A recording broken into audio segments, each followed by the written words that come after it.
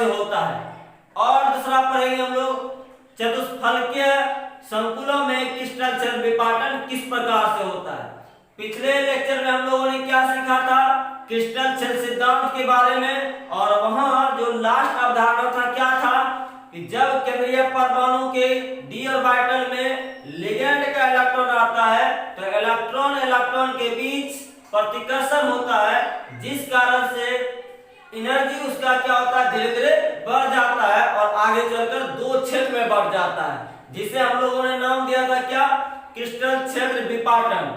और ये जो दो गैप था, दो स्टेट का गैप था, उसके बीच कुछ ना कुछ ऊर्जा का अंतर था, जिसे हम लोग क्या बोले थे, क्रिस्टल क्षेत्र विपाटन ऊर्जा।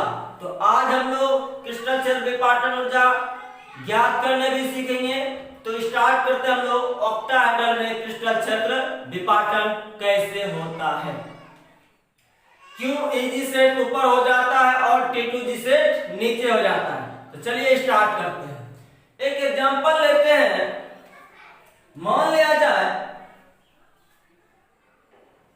M कोई सेंट्रल एटम है, इसके साथ में 6 लिगेंड है, L4 लिगेंड है और इस पर प्लस या माइनस है, कोई भी चार्ज है, और इसकी संरचना जो है कैसा है, ऑक्टाहेड्रल। और आपको ये बात पता होगा ऑक्टाहेड्रल कुछ इस तरह से होता है। अगर मैं ये कॉपी लूं तो ये हो गया 1 2 3 4, नहीं, अब इस पर एक ऐसे मिलता, यहां से यहां, यहां से यहां, यहां से यहां, फिर यहां से यहां, यानी अष्टफलके में 8 फलक, तो 1 फलक 2 फलक 3 फलक और 4 फलक, 4 फलक ऊपर 4 फलक नीचे। यानी इसका अगर हम फिगर बनाना चाहते हैं तो ध्यान से सीखिएगा, अगर फिगर समझ में आ जाए तो ये चीज खुद समझ में आ जाएगा कि ये जो ईजी सेट ऊपर और T2G सेट नीचे क्यों। थोड़ा देखिए, इसका हम स्ट्रक्चर बनाते हैं अष्टफलकीय का।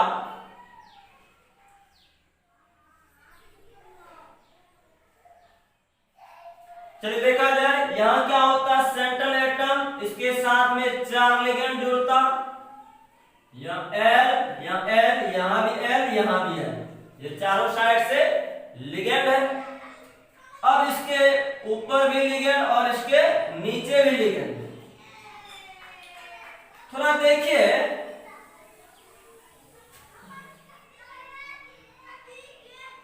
अगर हम इसको एक्स एक्सिस मान लें तो ये कौन सा होता, वाई एक्सिस।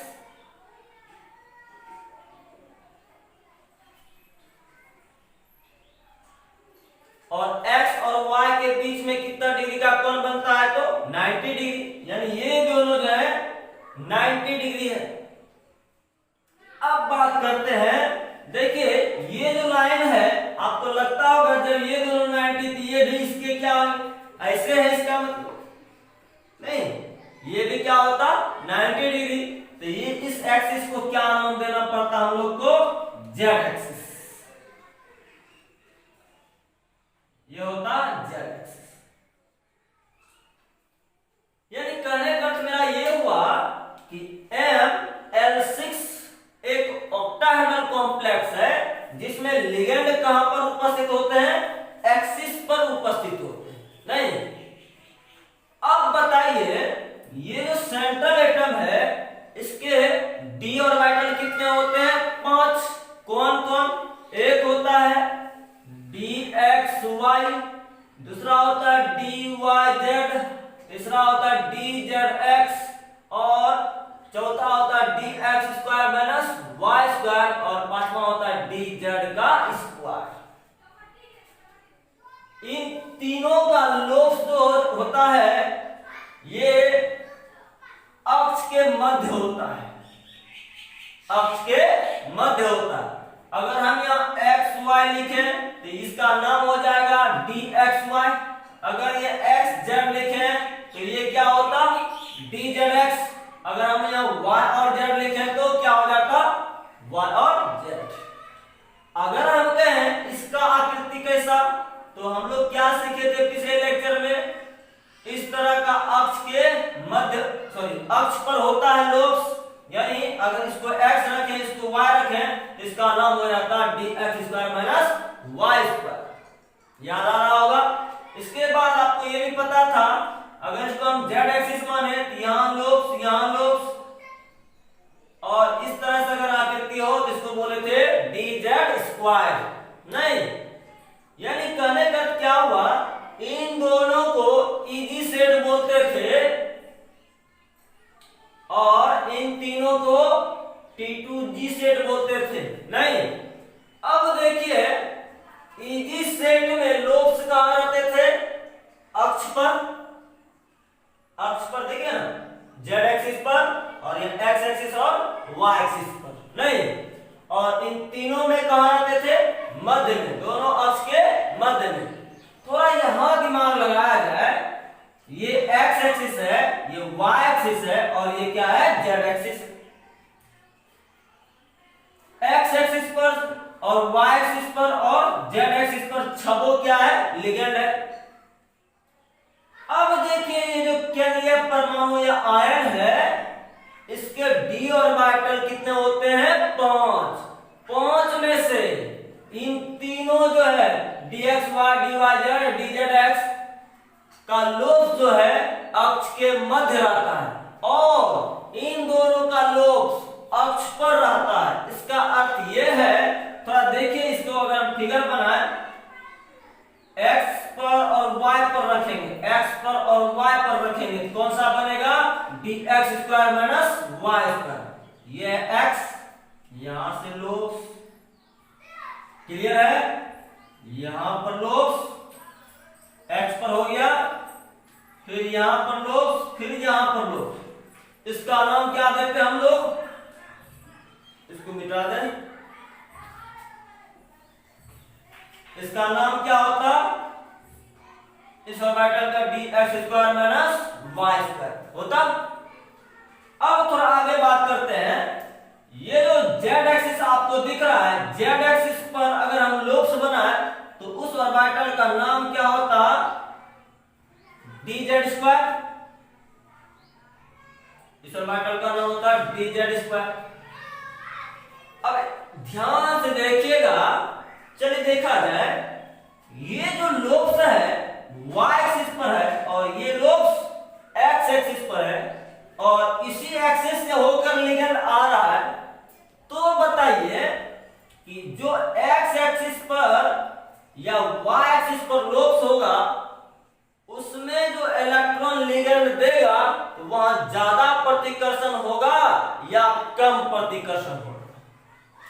भाई आप एक चीज बताओ, इधर से कोई आदमी आ रहा है और उसी डायरेक्शन में कोई आदमी जा रहा है तो दोनों तो आपस में टकराएंगे, दोनों सेम डायरेक्शन में टकराएंगे तो वहां प्रतिकर्षण क्या होगा, ज्यादा होगा। नहीं तो बताइए इन तीनों ऑर्बिटल और इन दोनों ऑर्बिटल में से कहां ज्यादा प्रतिकर्षण होगा, भाई इन दोनों में, क्योंकि इसके लोब्स कहां होते हैं, अक्ष पर होते हैं। वही तो हमने दिखाया।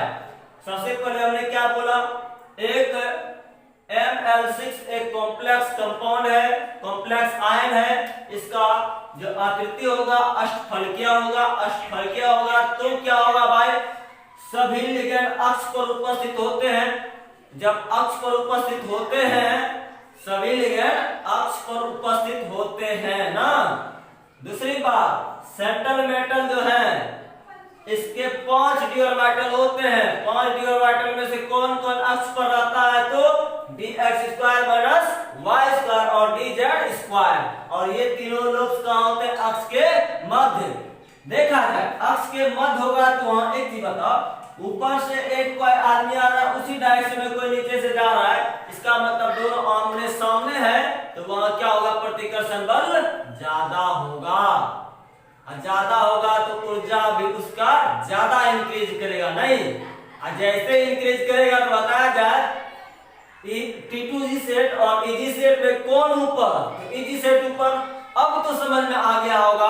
नहीं, वही हमने इधर स्ट्रक्चर बनाया है कि ऑक्टाहेड्रल कॉम्प्लेक्स में सबसे पहले केंद्रीय परमाणु के 5 d orbital dxy dyz dzx और dx square minus y square और लास्ट में डी जेड स्क्वायर। ये अभी क्या है, फ्री स्टेट में है, यहाँ लिगेंड अभी आया नहीं है। अब देखा जाए स्फेरिकल फील्ड में, मतलब ये चारों तरफ से लिगेंड आ चुका है ना। जैसे आएगा तो ये पहले की तुलना में अब एनर्जी क्या हो गया है, इंक्रीज कर गया है।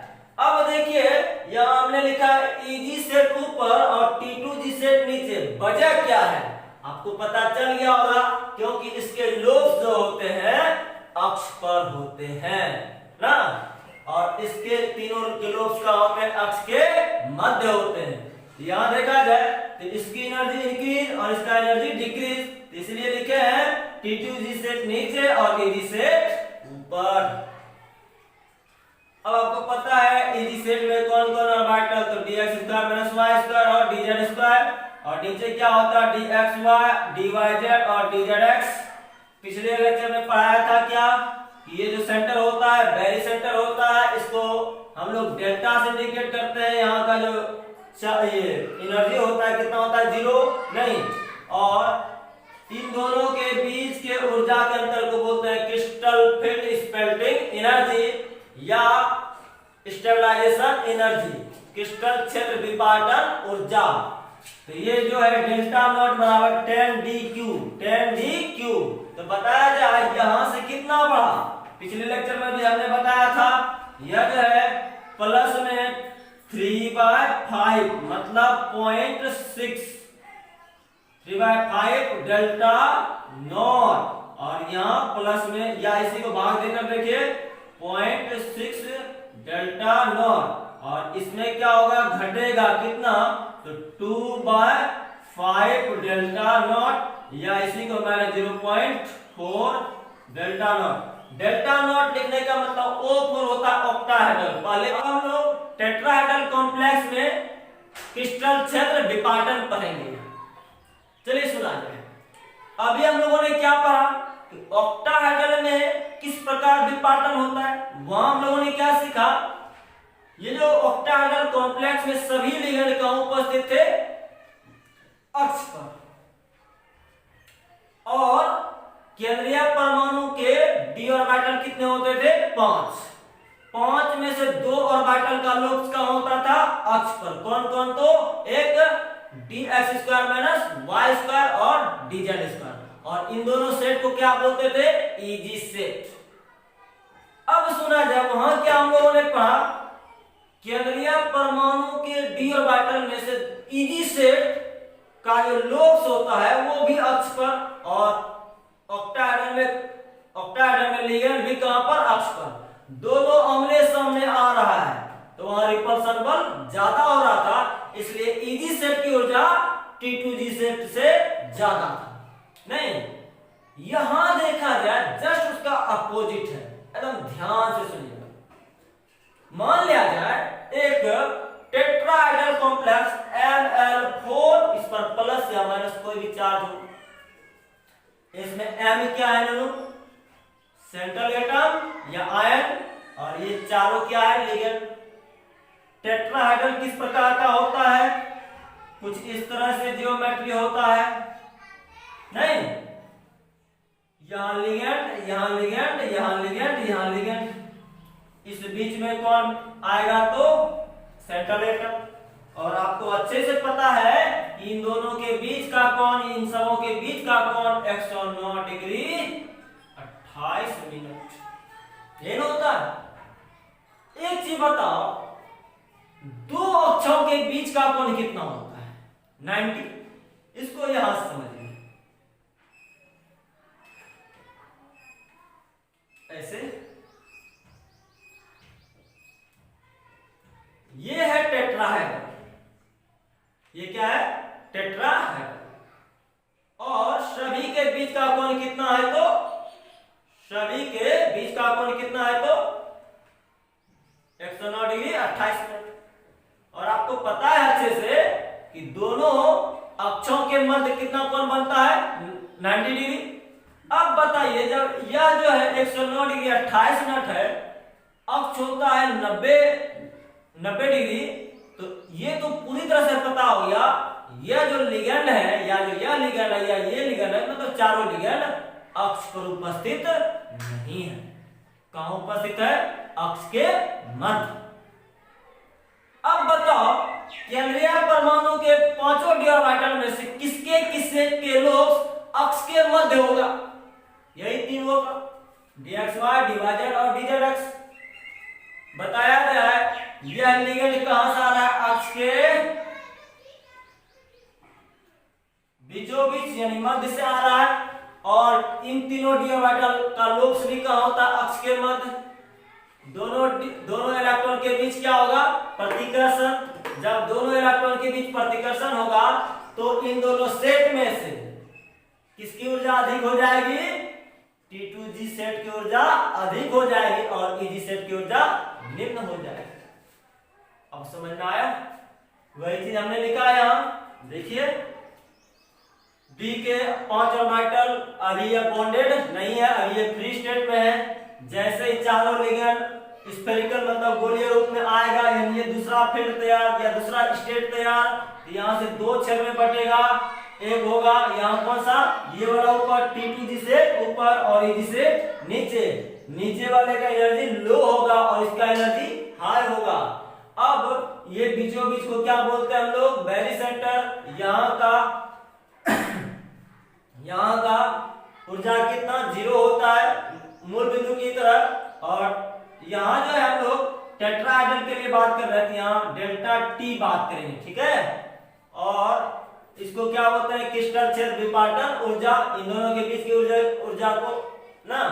और दूसरी बात ध्यान देने लायक है कि टेट्राहेड्रल में या जी टर्म नहीं लिखते हैं, सिर्फ T2 और E बस, और सब बातें सेम है।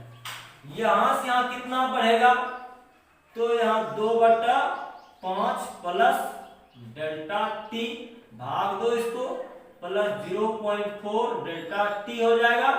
यहां जो घटता है 3/5 माइनस में ये डेल्टा टी, इसको भाग देंगे तो माइनस 0.6 डेल्टा टी। समझ में आया? तेरे चेहरे से नजर नहीं हटती, नजारे हम क्या देखें। सर के एक ही वीडियो में दाढ़ी गायब हो गया है ना जी, ऐसा कोई बात नहीं है। इसके पहले जो आपने पढ़ा वो कुछ दिन पहले ही वीडियो बनाए गए थे, वहां लेक्चर बड़ा हो जाता, उसी को काट के यहाँ ला दिए हैं, ठीक है। अब हम लोग केमिस्ट्री पर नजर डालते हैं, चलिए देखा जाए। तो अब हम लोग पढ़ने जा रहे हैं क्या? क्रिस्टल क्षेत्र विपाटन ऊर्जा किन किन बातों पर निर्भर करता है, कब बढ़ जाता है और कब घट जाता है। क्रिस्टल क्षेत्र विपाटन ऊर्जा क्या था? वो जो दो सेट में ऑर्बिटल बढ़ता था उसी के गैप ना, उसी का गैप, उसको इंडिकेट करते थे किससे? तो डेल्टा से। वह कब ज्यादा होगा कब कम होगा? चलिए सुना। पहला बात क्या है कि वह जो क्रिस्टल क्षेत्र विपाटन ऊर्जा है वह डिपेंड करता है कॉम्प्लेक्स ऑक्टाहेड्रल है कि टेट्राहेड्रल। यानी कहने का दूसरा भी मीनिंग हो सकता है कि लिगेंड की संख्या किसमें ज्यादा है। जिसमें लिगेंड की संख्या ज्यादा होता है उसका क्रिस्टल क्षेत्र विपाटन ऊर्जा ज्यादा होता है। क्यों ऐसा? यही कारण है कि जैसे जैसे लिगेंड बढ़ता है विकर्षण बल ऑर्बिटल में इलेक्ट्रॉनों के बीच बढ़ता है। जैसे विकर्षण बल बढ़ेगा तो क्रिस्टल क्षेत्र विपाटन ऊर्जा भी ज्यादा हो जाएगा। समझ में आया?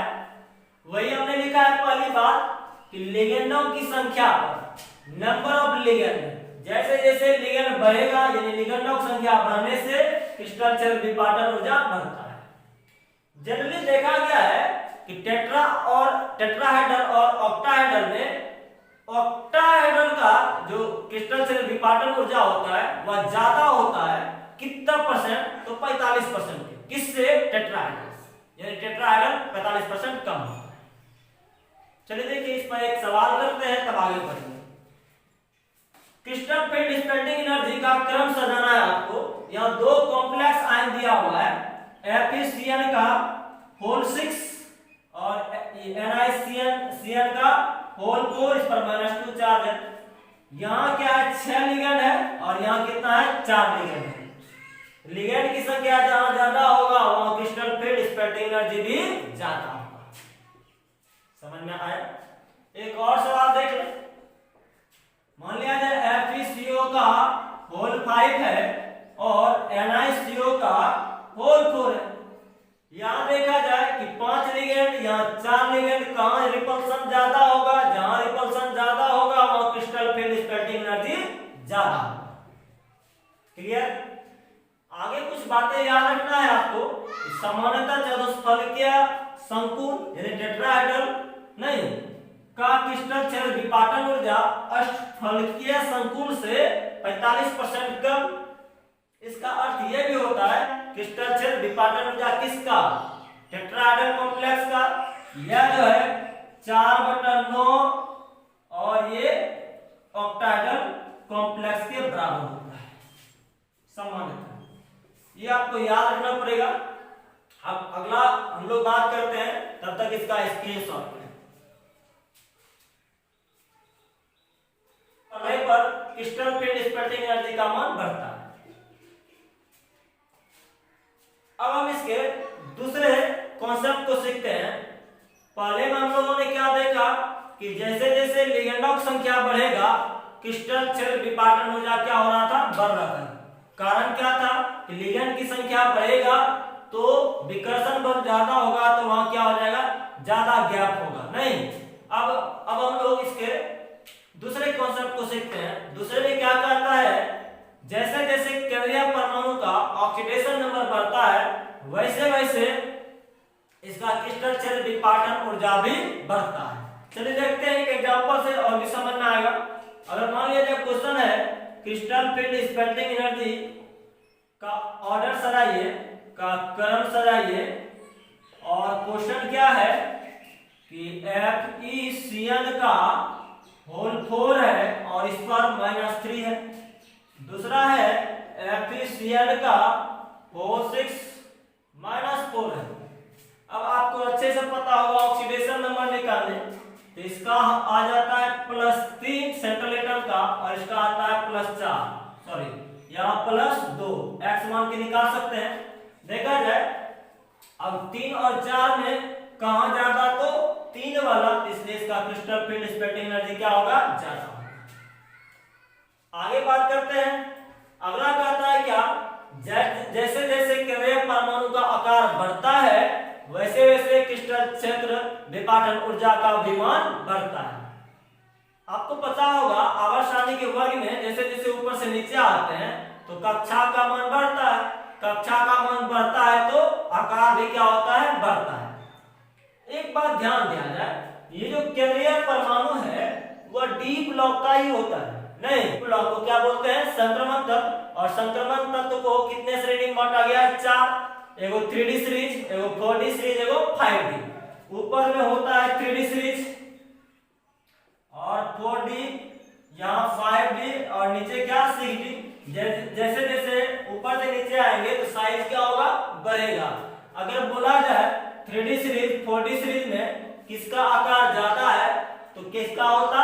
3D का कि 4D का? होता 4D का। 4D किसका ज्यादा? 5D का। यहां से हम लोग ऑर्डर अगर निकालेंगे 5D ज्यादा होगा 4D से और 4D ज्यादा होगा 3D से। याद रखना इसको। अगर इस पर सवाल होता, मान लिया जाए कि NiCl का होल 4 इस पर -2 है और Pt जो है Cl का होल 4 इस पर भी -2 है। यहाँ देखा जाए लिगेंड सेम है लेकिन यहाँ सेंट्रल मेटल चेंज हो रहा है। निकेल ऊपर होता है और Pt नीचे होता है। जिसका आकार ज्यादा उसका क्रिस्टल फील्ड स्पेक्टिंग एनर्जी भी ज्यादा होगा। यानी किसका ज्यादा होगा? तो इसका। समझ में आया? इसको तब तक स्क्रीनशॉट लें, आगे देखते हैं।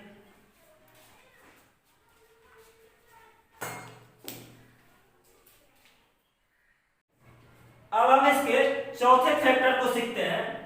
कहता क्या है, यदि किसी कॉम्प्लेक्स में स्ट्रॉन्ग लिगेंड हो तो उस कॉम्प्लेक्स का क्रिस्टल छेद विपाटन ऊर्जा अधिक होता है। किससे? तो वीक लिगेंड वाले से। चलिए देखते हैं एक एग्जांपल से। मान लिया जाए आपके पास कॉम्प्लेक्स है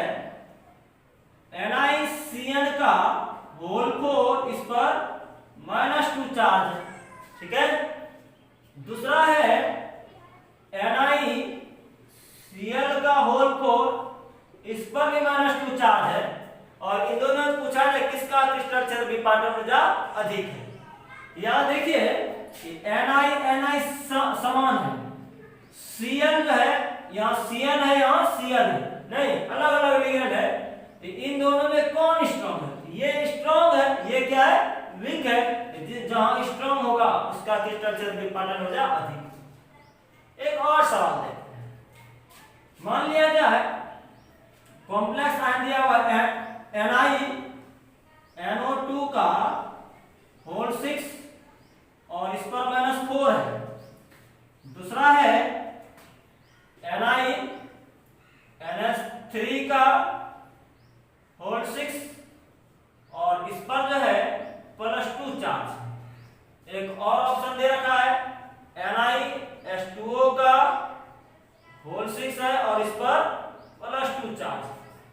अब डिसाइड करना है कि किसका क्रिस्टल शेल विपाटन ऊर्जा अधिक हो। चलिए देखिए, देखा जाए यहां निकेल निकेल निकेल तीनों तो समान है, कोऑर्डिनेशन नंबर भी समान है 6 6 6, लेकिन अंतर कहां है? यहाँ NO2 है, यहाँ NS3 है, यहाँ H2O है। और आपको अच्छे से पता होगा कि NO2 जो है ज्यादा स्ट्रॉन्ग फील्ड लिगेंड है। अगर नहीं याद है तो ये आप सीरीज याद रखिएगा। इसको बोलते हैं हम लोग क्या? ये सबसे ज्यादा होता है स्ट्रॉन्ग, उससे थोड़ा कम ये, उससे थोड़ा कम ये सीरीज आपको याद रखना पड़ेगा। इसको बोलते हैं स्पेक्ट्रोकेमिकल सीरीज, ठीक है।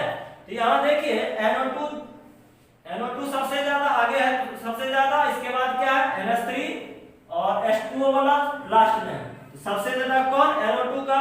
तो यहाँ क्या होता है? क्रिस्टल शेल विपाटन ऊर्जा इसका ज्यादा इससे और इसका ज्यादा इससे।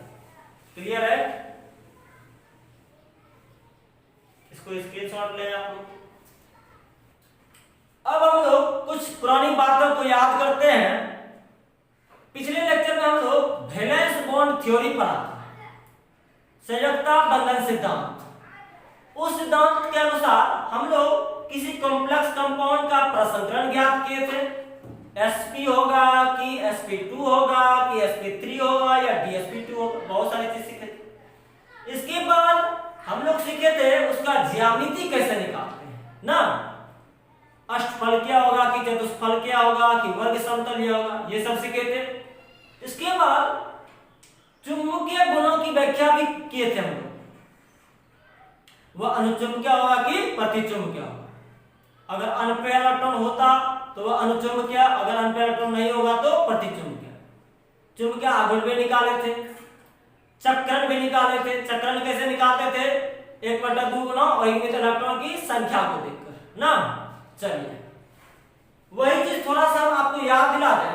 और एक बात पढ़े हुए थे क्या, अगर स्ट्रॉन्ग फील्ड लिगेंड रहेगा तो इलेक्ट्रॉन पेयरिंग हो जाता था, और अगर वीक फील्ड लिगेंड रहेगा तो इलेक्ट्रॉन पेयरिंग नहीं होता।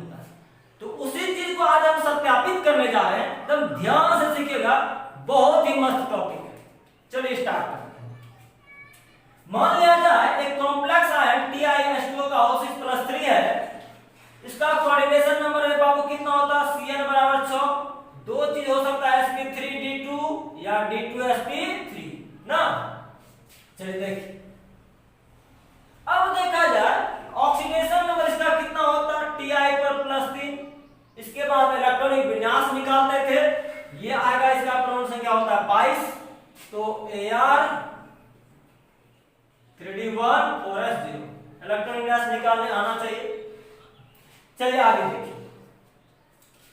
अब बात है कि D के 5 ऑर्बिटल होते हैं, सही बात है, 5 ऑर्बिटल बनाते हैं। और इधर क्या बनाते हैं हम लोग? S का इधर बनाते हैं, P का, और जरूरत पड़ेगा तो D का। यहां लिखते हैं 3D, ये 4s और ये 4p, जरूरत पड़ता तो 4d, उसके भी 5 ऑर्बिटल बनाते। यहाँ इलेक्ट्रॉन कितना है तो 1। अब इलेक्ट्रॉन को भरते हैं किस रूल के अनुसार? तो होल्स के नियमानुसार।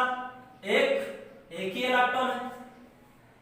अब चेक करते हैं क्या कि H2O जो लिगेंड है वो स्ट्रॉन्ग है कि वीक है।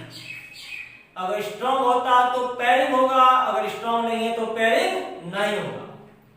और आपको याद होगा कि जितना कोऑर्डिनेशन नंबर होता है उतना ही केंद्रीय परमाणु खाली करवाता है। कौन सा ऑर्बिटल? तो डी ऑर्बिटल।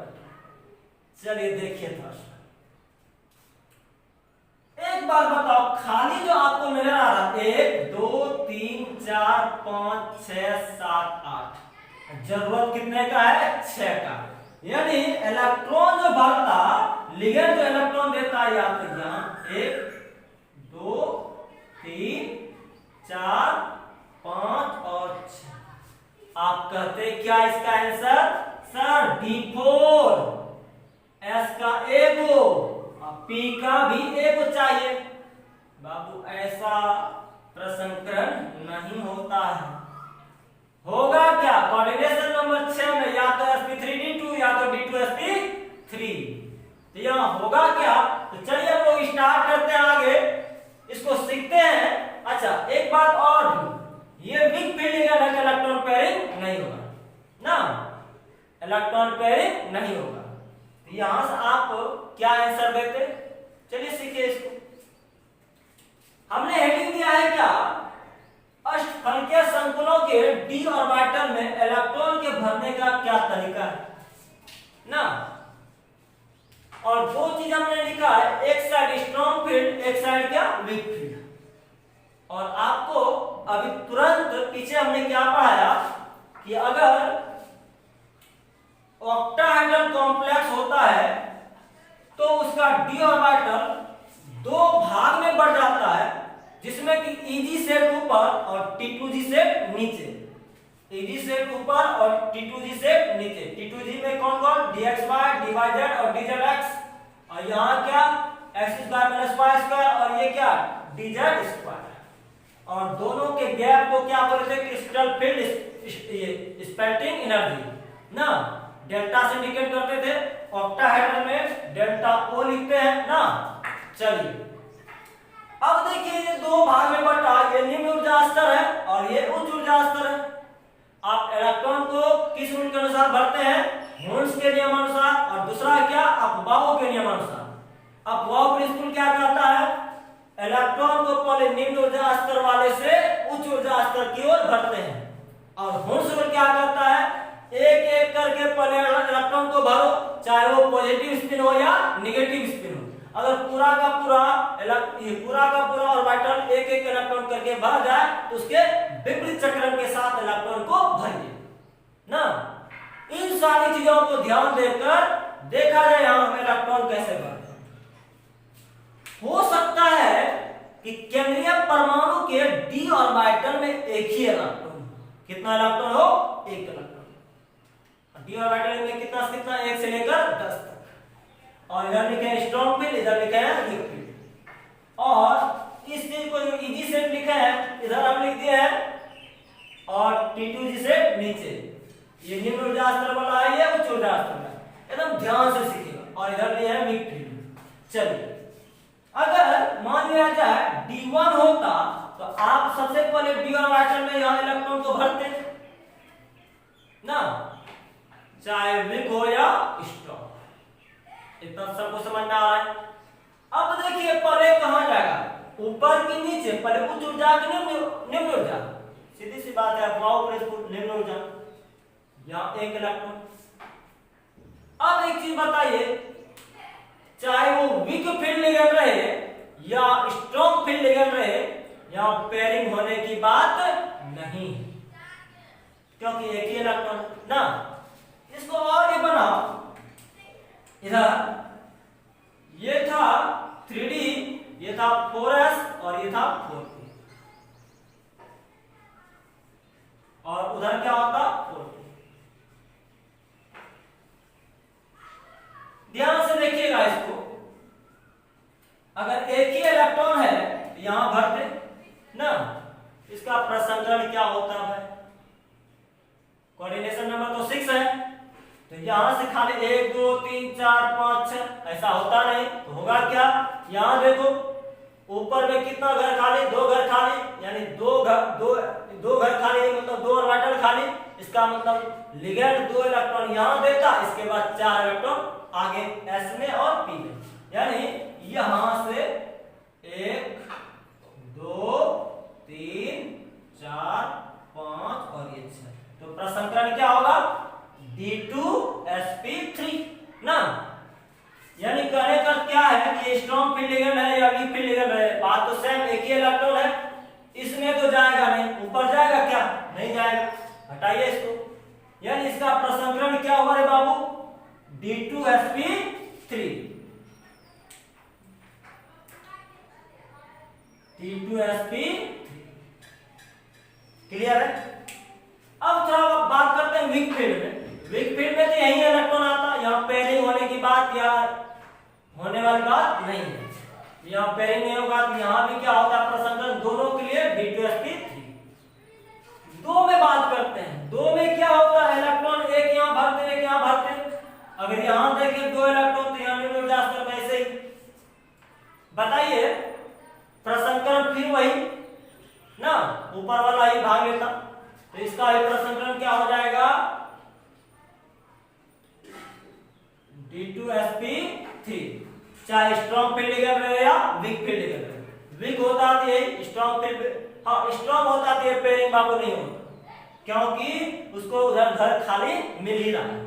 चलिए आगे बात करते हैं, जब इलेक्ट्रॉन की संख्या 3 हो, यहाँ कितना इलेक्ट्रॉन होता 3, तो आप इस तरह से भर दे, अभी भी तो इसको 6 घर खाली मिल ही रहा है, D2 तो मिल ही रहा है ना, यहां कैसे भरते इस तरह से, अभी भी क्या होता D2, आगे वाला क्या D2sp3 ना, इसका ही प्रसंकरण होता D2sp, यानी आप इस तरह से भरिए, 2 इलेक्ट्रॉन 3 इलेक्ट्रॉन, यहां भी 1, यहां 2, यहां 3, समझ में आया। अनपेयर इलेक्ट्रॉन कितना होता है, इसमें 1, इसमें 2, इसमें 3, यहां से आप लोग अनुचुंबकीय प्रतिचुंबकीय भी बात कर लेते हैं, अनपेयर इलेक्ट्रॉन 1 2 3, तो ये सब क्या होता है अनुचुंबकीय। अब ध्यान दीजिए कि चौथा जब D4 होता, बहुत अच्छे सीखिएगा, चलिए यहां D4 होता, आप करते क्या बाबू, यहां भरते इस तरह से ना। अब देखो आपको कोऑर्डिनेशन में कितना अपनाना है, 6, कितना चाहिए 6, या तो D2 आगे या तो D2 वाला पीछे ना। अब देखा जाए यहां क्या होगा, अब स्ट्रॉन्ग फील्ड लिगेंड, इधर क्या है स्ट्रॉन्ग फील्ड, क्या पेयरिंग होगा कि नहीं होगा। चलिए थोड़ा यहां भर के देखते हैं। एक बात बताओ, आपने अभी तुरंत पढ़ा है कि अगर स्ट्रॉन्ग फील्ड लिगेंड रहेगा तो यह गैप ज्यादा हो जाएगा, और वीक फील्ड में क्या होता है कम होता है। स्ट्रॉन्ग फील्ड लिगेंड रहेगा तो ये गैप क्या हो जाएगा ज्यादा हो जाएगा, जिस कारण से चौथा इलेक्ट्रॉन यहां जंप नहीं कर पाएगा। इसका मतलब है कि ये 4 इलेक्ट्रॉन होता तो इसी में जाता और इलेक्ट्रॉन क्या हो जाता पेयरिंग हो जाता ना। इसका अर्थ है कि फिर से वही D2sp3 ना, यहां क्या होता है इलेक्ट्रॉन ऐसे हो जाता, यहां से आप भरते कैसे देखा जाए, 1 2 3, फिर यहां 4, किसमें बात कर रहे हैं स्ट्रॉन्ग।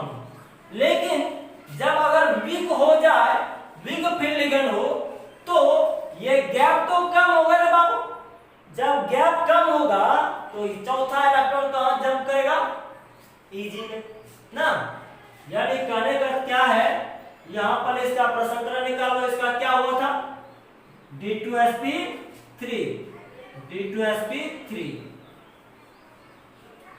और इधर वीक में देखो क्या होगा 1 2 3 4 ना, या तो पेयरिंग होने वाली बात है ना, क्योंकि वीक फील्ड लिगेंड है।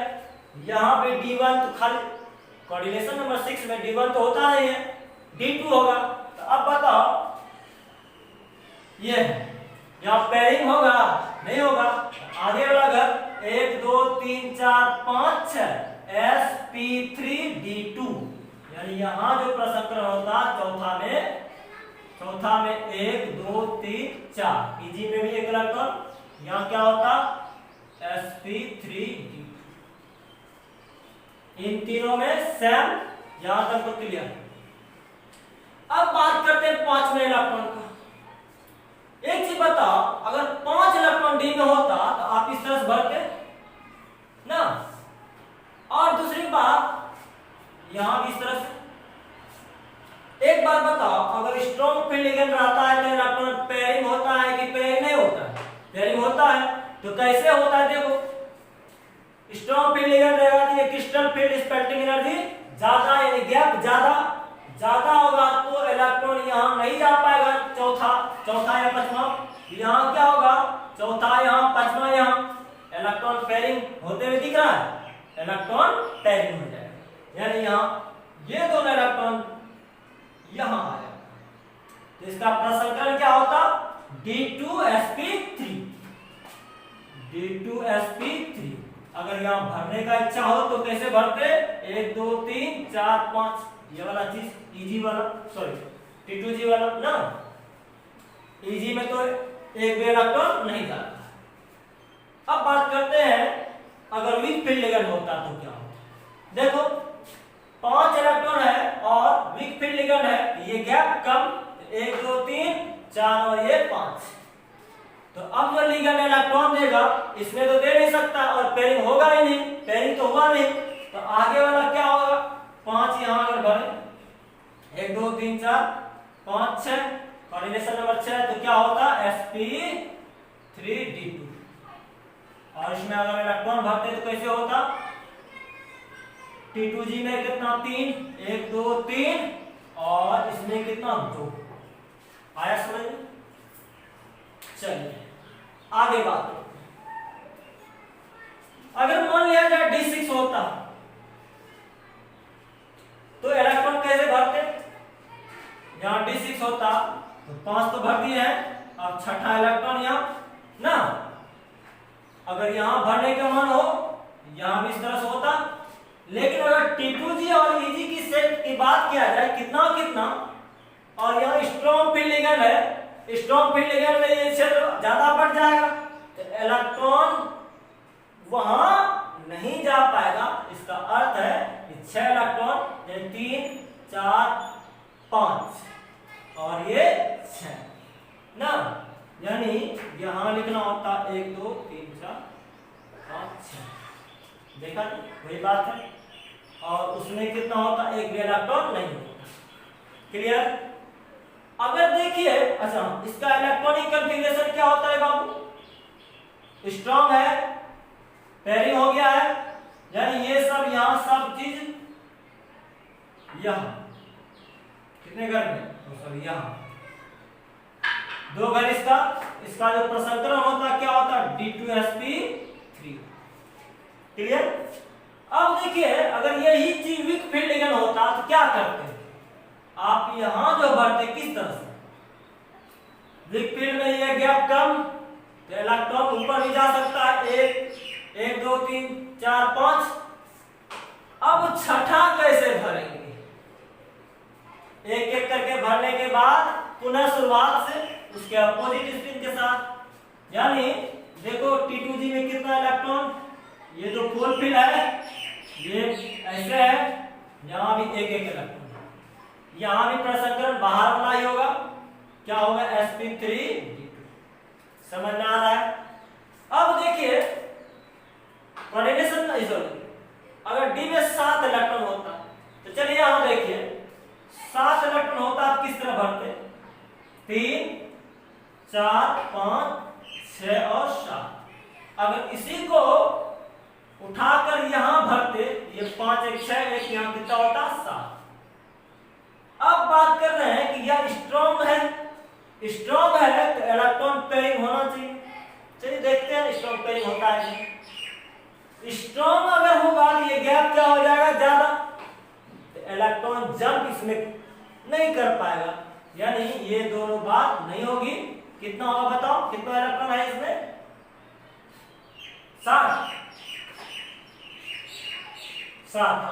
7 इलेक्ट्रॉन है। तो हम लोग कैसे भरेंगे, 1 2 3 गैप ज्यादा है, यहां नहीं जाएगा, 4 5 6। अब क्या होगा, अब तो यहाँ बेचारे को जाना पड़ेगा। समझ में आया? चलिए देखिए, यहां से अगर हम इलेक्ट्रॉनिक कॉन्फ़िगरेशन लिखे T2G में कितना और EG में कितना, चलिए देखिए, ये तो फुल फिल है, रहने दो। और इसमें कितना है बाबू? D1 ना। अब बताइए प्रसंकरण क्या होगा? क्या बताओ, ये D2 होगा या नहीं होगा? यहाँ तो D1 ही होगा, और D1 होता नहीं है, इसका अर्थ है कि S।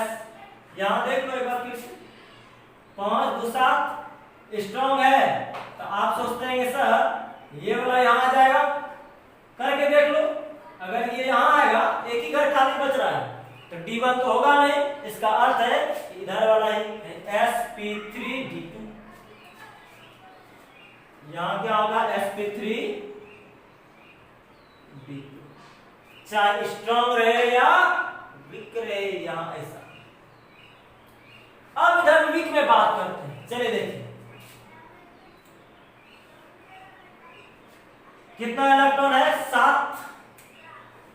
अगर यहां भरते तो आप इस तरह से, ये 5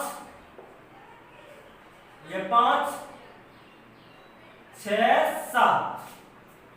अब वीक फील्ड लिगेंड इलेक्ट्रॉन का पेयरिंग नहीं करता। यहां देखो क्या होगा, 1 2 3 और ये गैप क्या होगा? वीक में कम, 4 5 6 7। क्लियर है? यहां पेयरिंग नहीं होता क्योंकि वीक फील्ड सब एक ही बात है, ऐसे समझो, ऐसे समझो, एक ही बात। ये पुराना मेथड था, ये नया मेथड। चलिए, तो ये किस में बात कर रहे हैं हम लोग? वीक में।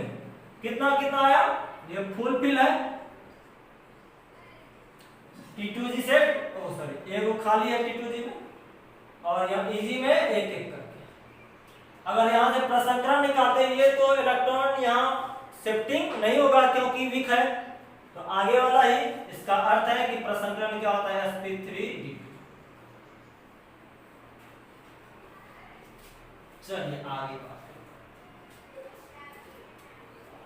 अगर मान लिया जाए D में 8 इलेक्ट्रॉन होता है, कैसे भरते आप? ऐसे ही 1 2 3 4 5 6 7 और यहाँ कितना? 8। और स्ट्रॉन्ग फील्ड लेगा नहीं ना, स्ट्रॉन्ग है तो ये गैप ज्यादा हो जाएगा, इलेक्ट्रॉन उसमें जा नहीं पाएगा। इसका मतलब पहले यही पेयरिंग हो जाएगा। यहाँ कितना है? 3 4 5 6, इसमें तो जाएगा नहीं पहले। अब क्या होगा? 6 7 और 8। क्लियर है? अब बताओ यहां जो है प्रसंकरण क्या होगा? ये दोनों तो शिफ्टिंग होगा नहीं क्योंकि शिफ्टिंग जो होना था हो गया।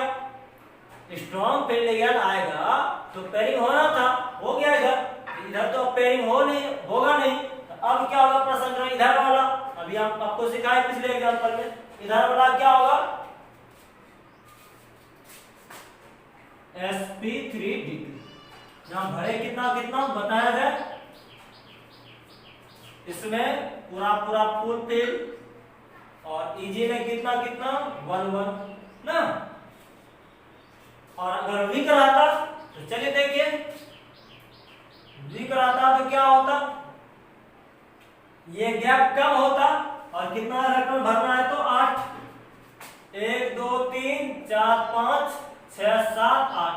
फिर से वैसा आंसर, मतलब यहां भी 1 2 3 4 5 6 7 और ये 8। यहां प्रसंकरण क्या होता है? sp3d2 ना। चलिए D9 में बात करते हैं, ये भी आसान है, ये फुल फिल होता। यहां क्या होता? देख लीजिए, ऐसे ही होता, देख लिया जाए। यहाँ स्ट्रॉन्ग फील्ड लिगेंड तो 9 इलेक्ट्रॉन भरना है। यहाँ कितना भर चुके हैं? 8 1 9। यहाँ भरते तो कैसे? स्ट्रॉन्ग फील्ड लिगेंड रहता तो क्या होता? गैप ज्यादा ना, गैप ज्यादा, इलेक्ट्रॉन का शिफ्टिंग यहाँ नहीं होता। अगर ये फुल फिल हो जाए तब ना वो शिफ्टिंग हो। देखिए 1 2 3 4 5 6 7 8। अब तो यहाँ आएगा नहीं, इसका मतलब यही 9। कहा तो स्ट्रॉन्ग, वही चीज हमने लिखा। अब इसका प्रसंस्करण निकालना चाहो, ये तो बेचारा अकेले है, इसका मतलब घर वाला ही, क्या होता है आंसर sp3d2। विक रहता तब पर भी यही बात होता, इसका आंसर क्या होता है sp3d। यहाँ ही बनता 1 2 3 4 5 6 7 8 9। एक लास्ट है, ये तो सब फुल फिल है, भर दो चुपचाप।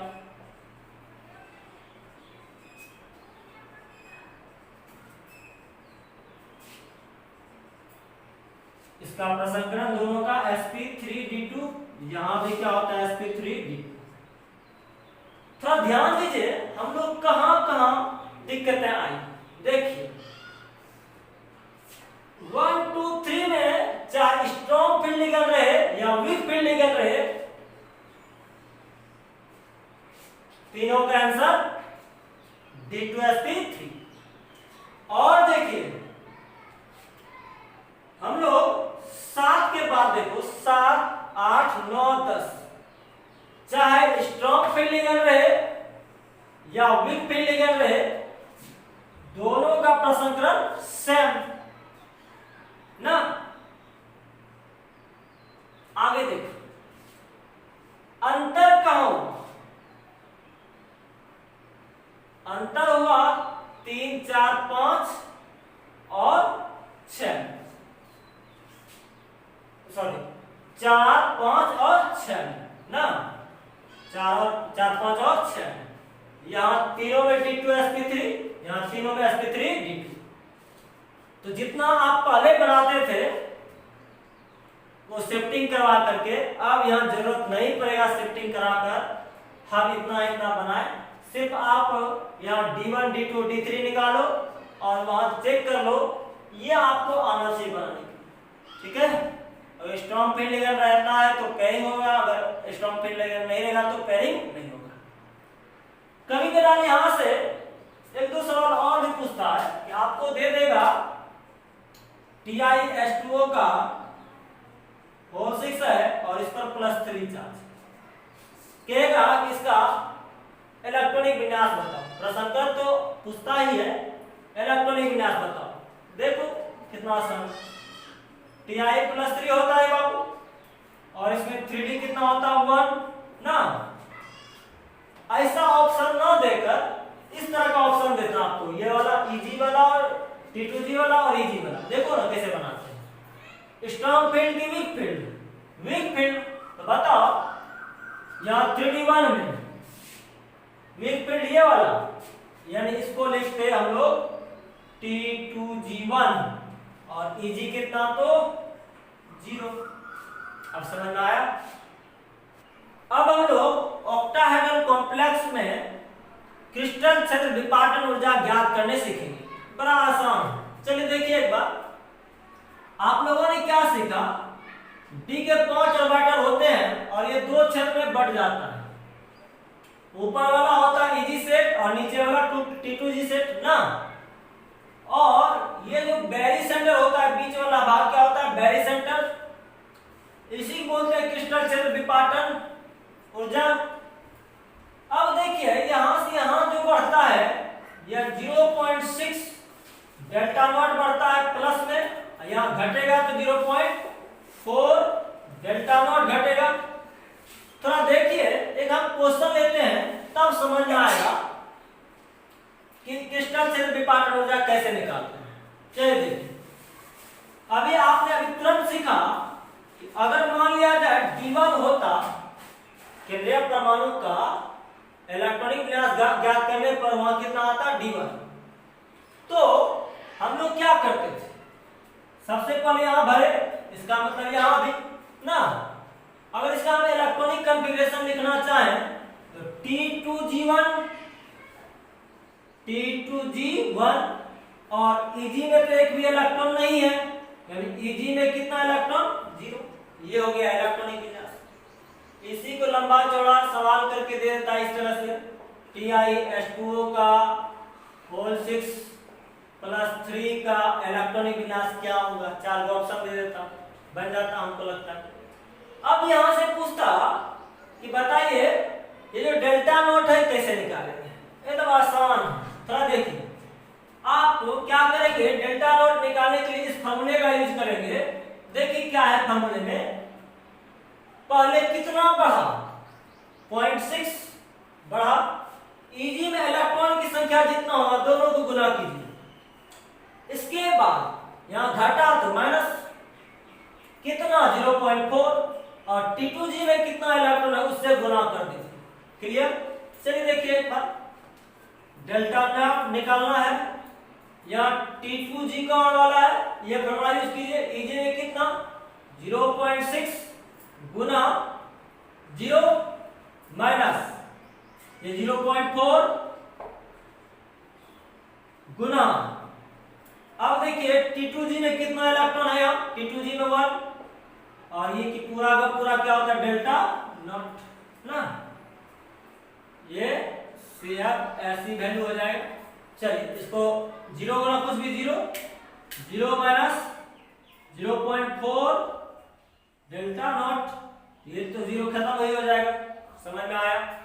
एक और देखते हैं सवाल, अगर मान लिया जाए D4 होता, इसमें पूछता है क्या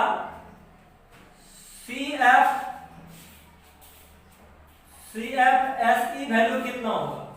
तो बस आप देखिए कि स्ट्रॉन्ग फील्ड लिगेंड है कि वीक फील्ड लिगेंड है। देखा जाए 4 इलेक्ट्रॉन है यहाँ, इस तरह से 4 इलेक्ट्रॉन, यहाँ होता है क्या इस तरह का, अगर स्ट्रॉन्ग फील्ड लिगेंड होता तो ये गैप ज्यादा होता तो यहाँ इलेक्ट्रॉन जा नहीं पाता ना, अगर वीक फील्ड लिगेंड होता तो यहाँ चल जाता, तो यहाँ क्या लिखते, चौथा इलेक्ट्रॉन यहाँ ही लिखना पड़ता। तो देखिए T2G में कितना इलेक्ट्रॉन हो गया 4, यानी लिखना पड़ता T2G पर इलेक्ट्रॉन की संख्या 4 और Eg में इलेक्ट्रॉन की संख्या कितना 0। ये किसके लिए, तो ये हो गया स्ट्रॉन्ग फील्ड। अगर वीक फील्ड होता तो क्या करते, ये गैप कम होता तो चौथा इलेक्ट्रॉन यहां जाता, इसका इलेक्ट्रॉनिक विन्यास क्या होता T2G, फिर यहाँ 3 इलेक्ट्रॉन और Eg में कितना इलेक्ट्रॉन 1 इलेक्ट्रॉन ना। फिर यही फॉर्मूला लगाएंगे, देखा जाए T2G वाला इधर है और Eg वाला इधर, तो 0 गुना कुछ भी 0 और उधर 4 गुना इतना, मतलब माइनस 1.6 डेल्टा नॉट किसके लिए हो जाएगा, स्ट्रॉन्ग फील्ड वाले के लिए। और अगर वीक फील्ड वाले के लिए बात करें तो क्या हो जाएगा, यहाँ यही फॉर्मूला T2G में इलेक्ट्रॉन की संख्या कितना 3, ये हो जाएगा, और इधर कितना Eg में 1, ये हो जाएगा कितना 0.6 गुना 1 माइनस 3 गुना 0.4, इसको माइनस करेंगे ये डेल्टा नॉट हो जाएगा, तो यहाँ 0.6 माइनस नहीं आएगा डेल्टा नॉट। समझ में आया? इस तरह से बहुत सारा ज्यादा सवाल बनता है। एक और बात खास रूप से ध्यान देना है, अगर मान लिया जाए यहां जो आप लोगों ने क्या किया, यहां स्ट्रॉन्ग फील्ड में क्या किया, यहां पेयरिंग करवाया नहीं, ध्यान से सुनिएगा, यहां क्या किया हम लोगों ने पेयरिंग, एनर्जी आप इस तरह से निकाले इतना।